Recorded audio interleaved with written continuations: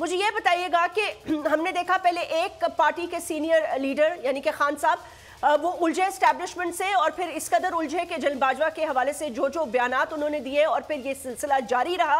अब हमने देखा कि दूसरी तरफ से पहले खामोशी थी और अब 5 के टोले की बात हो रही है, फिर फुल कोर्ट की बात हो रही है। और मैंने ये भी देखा कि कल फारूक नाइक साहब ने पीडीएम की तरफ से एक जवाब जमा करवाया और उन्होंने ये कहा मुकालमे में अतर मिन्नल्लाह साहब के साथ कि हमारा मौक़िफ़ ये यानी कि पीडीएम का मौक़िफ़ ये है कि एक फुल कोर्ट होना चाहिए और जजेस 2 जजेस पे शायद अदम एतमाद के हवाले से बातचीत हो रही है। इस मामले को आप किस तरह देखते हैं?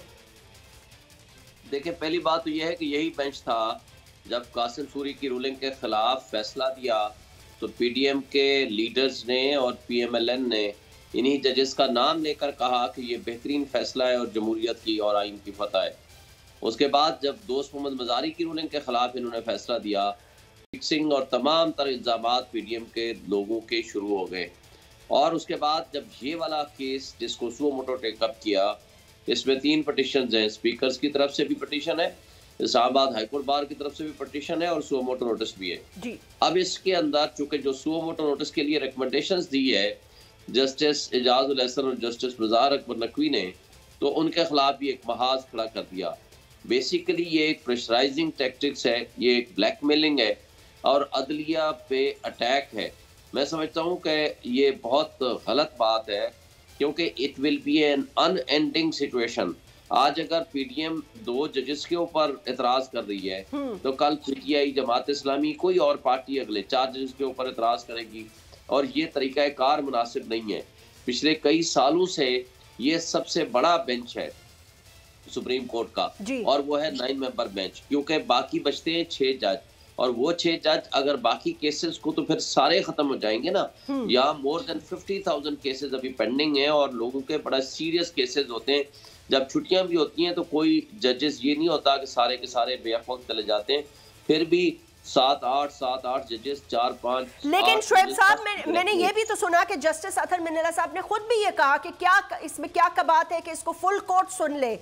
और फिर आई थिंक फारूक नाइक साहब ने इसको डिबेट किया, उन्होंने कहा कि बेशक फुल कोर्ट सुन ले, मैं इसकी तफसील में नहीं जाना चाहता, लेकिन अगर फुल कोर्ट सुन ले, और यही इस्तदा शायद पीडीएम की है, तो आपको क्या लगता है कि हम क्या फुल कोर्ट की तरफ जा रहे हैं?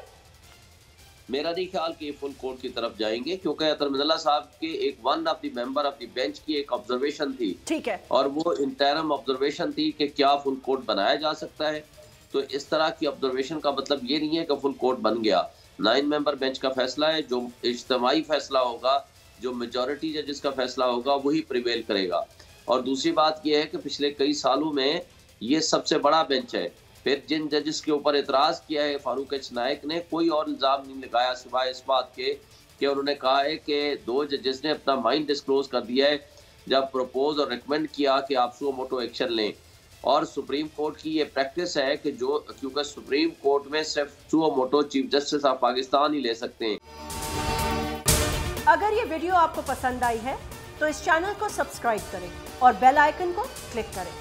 इम्पोर्टेड हुकूमत और उनकी हवारियों की अदलिया के खिलाफ हर्जा सराई, मरियम नवाज की अदलिया और फाजिल जज साहिबान पर शदीद तनकीद। इस घिनौनी साजिश को बेनकाब करने पर बोल को एक दफा फिर नशरियात की बंदिश का सामना करना पड़ रहा है। बोल अदलिया की इज्जत के लिए खड़ा है और खड़ा रहेगा। सब्सक्राइब करें और बेल दबाएं ताकि कोई खबर रह न जाए।